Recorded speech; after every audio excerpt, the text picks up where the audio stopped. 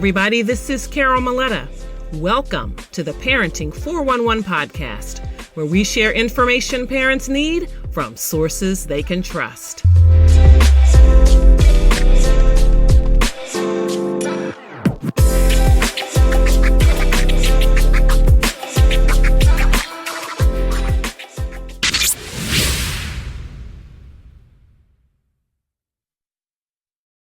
Hey there, welcome back to another edition of the Parenting 411 podcast. Today we're going to get real about the ups and downs and everything in between on this journey of motherhood.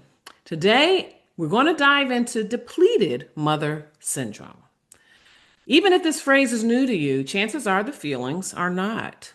So let's take this next time that we're here together to unpack what it is, how it shows up, why it happens, and most importantly, what mothers and families can do to heal and thrive. So first, what is depleted mother syndrome? Medical textbooks might not officially address it, but mental health experts know it well. Depleted mother syndrome is a profound physical, emotional, and mental exhaustion experienced by mothers, overwhelmed by parenting, work, and everyday life. Think of it as running on empty, bone-deep fatigue. Like even sleeping 12 hours wouldn't help you. It's more than just tiredness. It's losing your joy, your motivation, and maybe even your sense of self.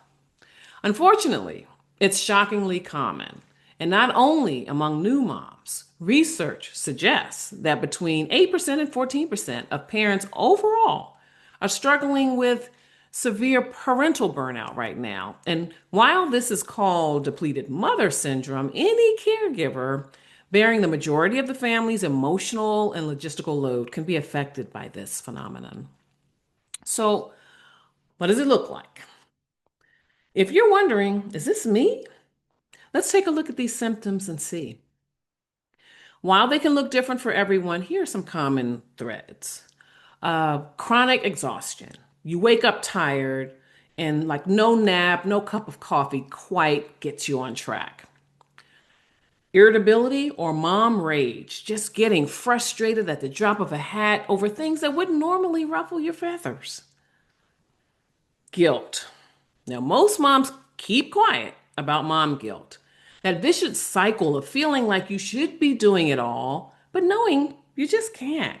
That feeling that you're not doing enough, even when you know you're doing the best you can. You're doing everything you can. It's real and it's painful. There's emotional numbness or feeling detached, like you're just going through the motions of the day. Maybe you're having headaches, body aches, stomach issues. You may have trouble concentrating or organizing daily tasks. Some people experience a loss of joy or interest in things that they used to love.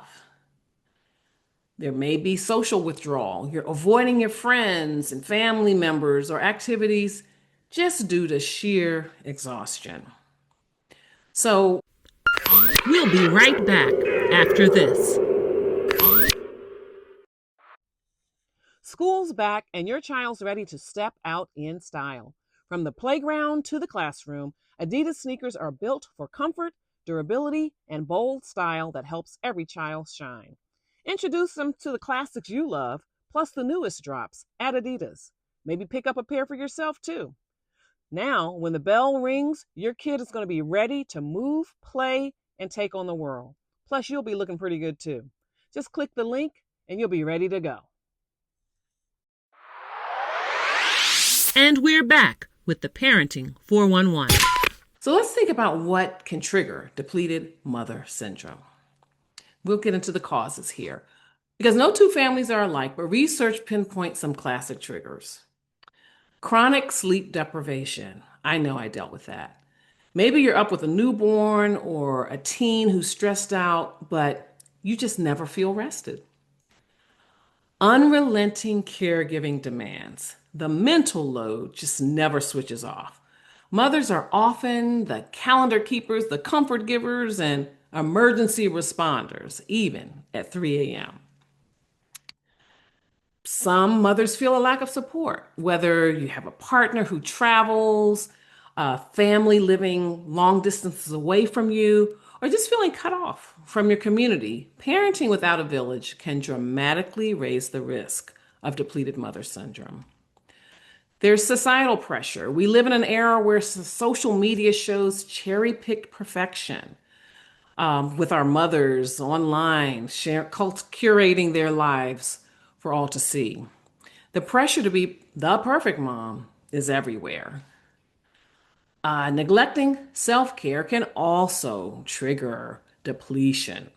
With everyone else's needs taking priority over yours, basic self care can start to feel impossible. And some moms even think they feel selfish, even trying to make space for self care. And balancing multiple roles. Moms today often juggle work, kids, household management, and sometimes elder care. Think of the sandwich generation, and they just don't get a break.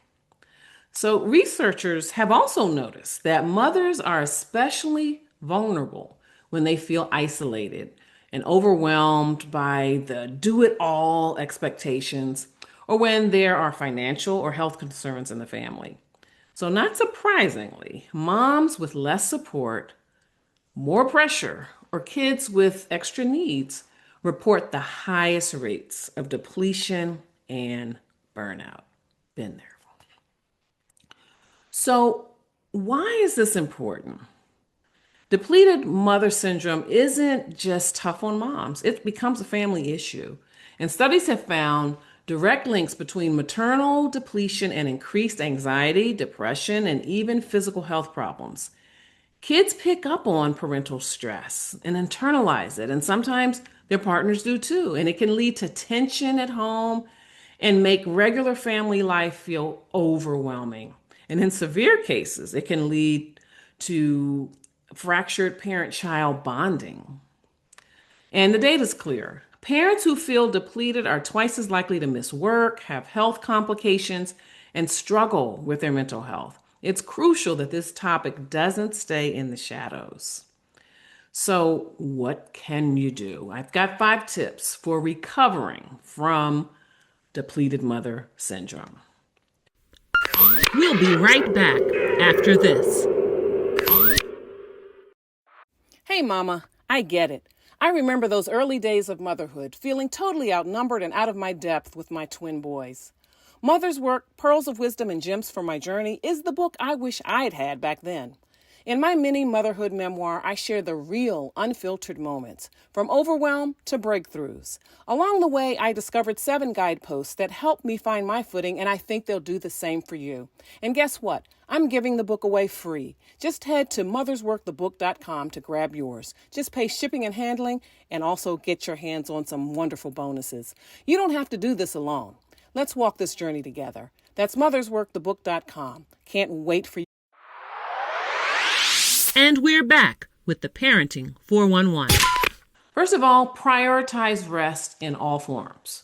So no, it doesn't have to be 8 uninterrupted hours. Take rest wherever you can find it. A nap, 10 minutes of deep breathing, or even a quiet moment in the car before picking up your kids. Tiny breaks taken consistently restore more energy than you'd think. This one is very important. Ask for and accept help. Waiting for a crisis to wave the white flag is not a good idea. Let your partner, your relatives, or your friends know how they can support you, whether it's meals, rides, or simply giving you 20 minutes alone with your book. Research shows that moms with more social support report less burnout and better mental health. I can't stress enough that you've got to ask for help, because many people around you are waiting to help, but they just don't know how to, and they don't want to offend you by maybe offering the help, because then you might internalize the idea that you're not doing a good job, but they really want to help. You just got to tell them how. Next, you've got to reclaim time for yourself, and don't feel guilty about it. Take back a sliver of time every day, even if it's 5 minutes, for something that lights you up. Read, dance in the kitchen, go for a walk, or text a friend, or polish your nails. That was my first step in reclaiming my time and reclaiming myself. I just closed myself up in the bathroom, had the music playing, and treat myself well. A small thing, but it really paid dividends for me. You are still a person outside of parenting. So nurturing yourself is not selfish. It's essential for everyone's well-being in the house. Next, you need to simplify where you can. Lower the bar. Dinner can be sandwiches. Birthday parties do not need to have Pinterest level decor. Cut down on the extra commitments. Say no when you need to. And stop comparing your real life to that filtered social media feed that you see, filled with mothers and their carefully curated lives. The less pressure, the quicker you can recover from depleted mother syndrome. Now, please seek professional or community support if you need it. Sometimes talking to a therapist or joining a mom's group is vital. Depleted does not mean broken. Many mental health professionals offer virtual check-ins that fit into your busy family schedule. And remember, just knowing that you're not alone can really be healing in and of itself. And as a bonus, nourish your body. Don't forget nutrition, hydration, and we talked about it earlier. I'm going to bring it back. Sleep. And find out what your magic number is, okay? I discovered that I don't need 8 hours of sleep. I mean, it's great if I can get it, but I need 7. 6.5 is pushing. 6.5, I can function, but 7 is my ideal number. So energy and resilience come in part from fueling your body. So make those small positive tweaks when you can. So there it is. Depleted mother syndrome in a nutshell.